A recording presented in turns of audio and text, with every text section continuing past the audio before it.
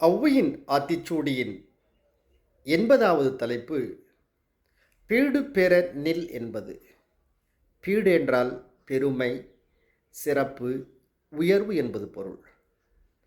உலகத்தில் வாழக்கூடிய ஒவ்வொருவரும் பெருமை அடைய நினைக்கிறார்கள். ஆனால் அதற்கு என்ன செய்ய வேண்டும்?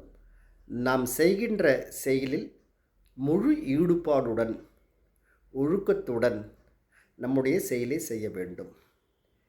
கொடுத்த கடமையை தவறாமல் ஒருவன் செய்து முடிப்பானானால் பெருமை உன்னை வந்து சாரும் என்று சொல்கிறார்கள். இதை வள்ளுவரும் கூட கருமம் செய்ய ஒருவன் கைதூவேன் என்னும் பெருமையில் பீடு உடையது இல்லை என்று வள்ளுவர் கூறியிருக்கிறார். கடமையை செய்ய ஒருவன் சலிக்க மாட்டேன் என்று அவன் உழைத்து கொண்டே இருந்தால் எல்லா பெருமையும் அவனை வந்து சாரும் என்பதில் எந்த ஒரு ஐயமும் கிடையாது.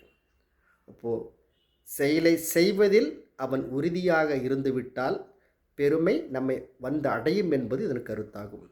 இதைதான் ஔவை பீடு பெற நில் என்று மிக சிறப்பாக எடுத்து கூறியிருக்கிறார். நன்றி, வணக்கம்.